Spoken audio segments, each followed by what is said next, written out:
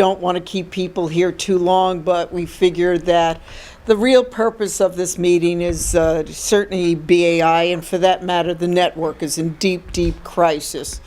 And some of us feel that minimally all the proposals that are on the table, and there actually are very few, but certainly the proposals that are on the table that have come from New York should have a reasonable airing at the Pacifica National Board, which has really not been the case thus far. But mostly we wanted to give people an opportunity to ask the hard questions, physically see the facilities, and think for themselves about what the possibilities are and the limits of the possible, and what may be some of the questions, etc. The one thing I do want to just indicate that when and if there is a serious negotiation in these times to partner with another media entity such as Manhattan Neighborhood Network, it's a matter of negotiation, and it's a matter of two sides putting their thoughts on the table and negotiating them through. There's no authoritarian structure that's in operation here. And I just want to say the reason that to be quite upfront about it, I thoroughly believe that the virtual is not only the saving, but the salvation of BAI is because, one, I think the political times now warrant progressive, community-based media banding together to have a voice, particularly against what I think invariably will be the onslaught from the FCC and various other entities, which is seriously problematic. Two, it gives us a better voice. The other thing I believe is that we are so overdue for understanding that we must be working in a kind of multimedia context. As we know, many young people have never had a radio and will not get one. We need to technologize, we need to update our understanding, and we need to work on many kind of multimedia projects and multi-platforms in order to get out the remarkable message that continues, as far as I'm concerned, to be broadcast. Many of you here having a direct role in that, from the fabulous, almost 60 years old now, WBAI.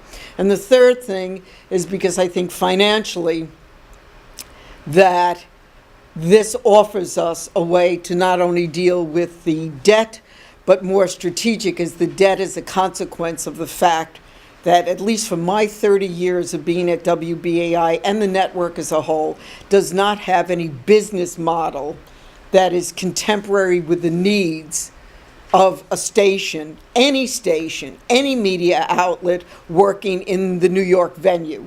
There is no business plan. There is no way of capitalizing the station. There's only a way of suggestion of incurring more debt, which I think ultimately is our unraveling. So having said that, I just want you to be upfront where I am. I just wanted to introduce the executive director of Manhattan Neighborhood Network, who you will hear more from, Dan Coughlin, and of course our wonderful Zenaida. What's your formal title? Director of the Firehouse. Director of the Firehouse. That sounds interesting. And John was just going to give a little bit of an opening presentation dealing with some of the finances and what, for some of us, brought us to the issue of trying to figure out if we could do a partnership with Manhattan Neighborhood Network. So I just wanted to give context for the situation that WBAI finds itself in. And I think you've probably all seen the invitation that was signed by 30 producers. And as we wrote in our invitation, we organized this because we're both terrified about the crisis that is facing the station, but also the solution being pushed hard by the Pacifica National Board. It's a WBAI signal swap to a much weaker frequency, which I'm going to get to in a minute. But we're also hopeful about the potential for a partnership with Manhattan Neighborhood Network to offer a path forward which we think needs to be carefully investigated. I'd like to give some of the financial background to the present situation. WBAI and Pacifica have been in worsening financial downward spiral for the last 10 years, leading to the current crisis that poses a threat to the survival of both our station and our network. While all 5 stations have had various degrees of chronic shortfalls, WBAI has generated deficits of $500,000 to $600,000 every year for the last 6 years. In short, WBAI has a failing business model. Thus, at the national level, WBAI is perceived of as a terrible threat to the other stations. WBAI's problems have been partially caused by the exorbitant Empire State Transmitter rent and earlier huge rent at 120 Wall Street, both far higher than those faced by any other station in our network. These problems preceded Hurricane Sandy. It ultimately drove us from Wall Street. And Hurricane Sandy was not, though, the precipitating. I mean, it may have been the incident, but it wasn't the underlying cause. In fact, our listenership has drastically declined. In parallel, our paid membership has gone down. We had 18,000 in 2010. In 2017, we were down to 7,000. So it's no surprise that the per-day pledge rate has also cratered. In the winter drive in December, we were down to about $8,000 a day. Now, this is versus the 20 to 25,000 that we were able to raise about a decade ago. And WBAI's management their response has been to increase the length of the drive. In 2009, we had about 90 to 100 days of fundraising in that year. By 2014, we were up to 174 days, which is 24 weeks. And currently, we're projected at 135 days, and that's about 20 weeks. So surveys of public radio stations have found that there's a fall-off rate of about 50% of listenership during these fund drives. Management has blamed producers for failing to find premiums, but chronic late premium delivery may be more of an issue. WBAI's membership has dropped. Late premiums may not bother people that are longtime supporters, but newer supporters may not be as understanding. Because of this dramatic revenue decline, in 2013, Pacifica mandated the layoffs of 3/4 of our staff. So down from 27 down to 7.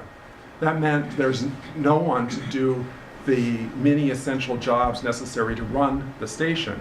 And the volunteers have filled in, but they can only do so much. Faced with the impossibility of paying the $50,000 a month monthly rent for the Empire State Building required by the contract, in 2014, Pacifica was able to get an oral agreement to pay $12,000 a month.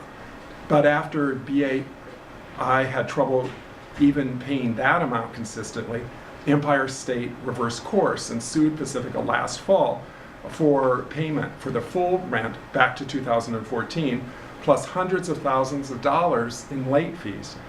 2 months ago, as you all know, New York court ordered Pacifica to pay $1.8 million to the Empire State Realty Trust, plus hundreds of thousands to be determined in lawyers' fees. Empire State can very soon, actually now they can legally seize Pacifica's bank accounts to justify the judgment, which of course could shut down the network's operations because cash on hand is far less than the $1.8 million judgment that we face. Empire State has their judgment paperwork filed in New York, California, and also in Texas. So the seizure could be imminent. But this is far from the only debt facing Pacifica. Interim Executive Director Bill Crozier, a national board member from Houston, who, by the way, has no media management experience, says that Pacifica has $6 million in other debts, including a large amount of unfunded pension obligations to Pacifica's employees. bills from various lawyers and accountants, and about $2 million owed to Democracy Now! Under a contract that expired in 2012. And I'd like to note that Democracy Now! Has never pressed for payment. That is not an imminent thing per se, but it could come into play later if bankruptcy were to be declared. Pacifica is liable for the Empire State net rent between when the request for the court judgment was made in May and now. And that's now in excess of $500,000. The fall and holiday drives, really aren't bringing in enough money to really affect this picture in a positive way. And of course, every month the debt is growing. With the current monthly rent, about, I think it's $57,000 to $60,000 a month.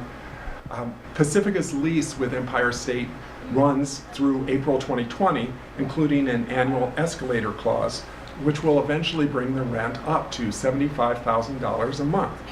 And there's no prospect of getting out of this agreement early. We will owe, or we will need to pay, we will need to raise $2.1 million between now and July of 2020. Plus, we have learned of a new problem. Work by Pacifica's chief financial officer on the 2016 audit stopped in October in preparation to possibly file for a Chapter 11 bankruptcy. And I'll talk more about that later.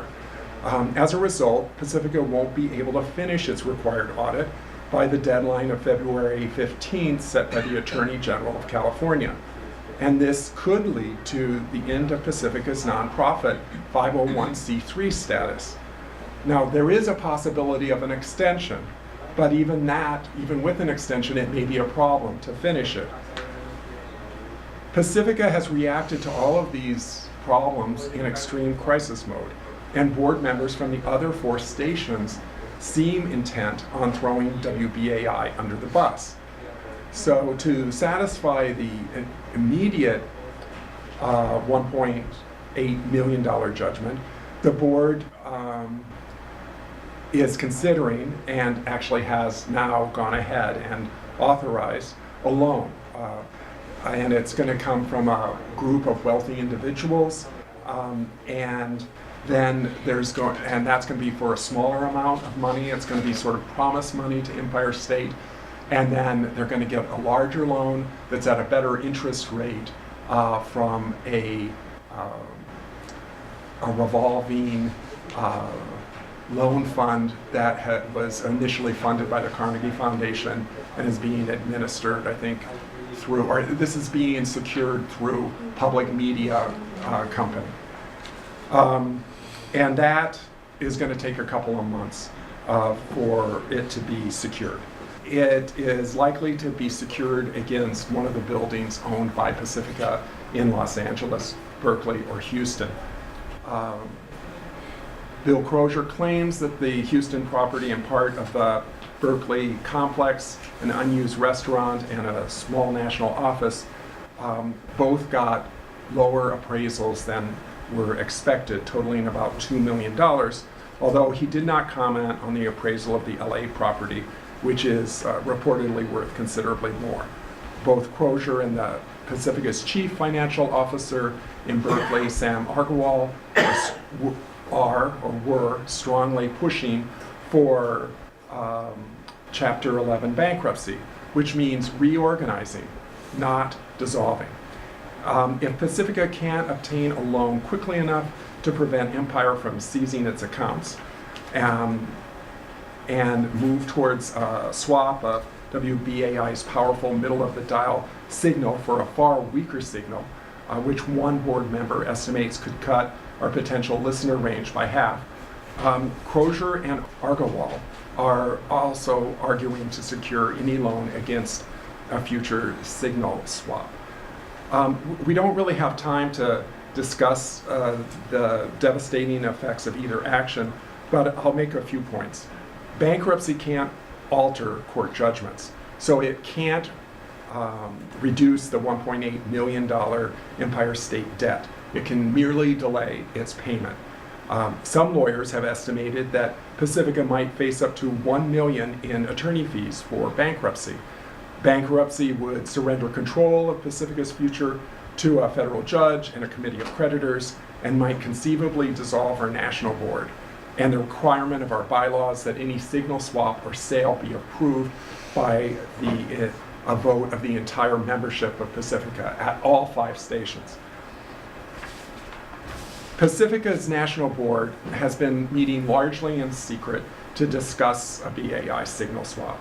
Part of what we know and is that they voted in September to begin obtaining bids, and it was only due to a leak by a whistleblower. Finalizing a signal swap would take several months, first to organize a referendum of all Pacifica members, and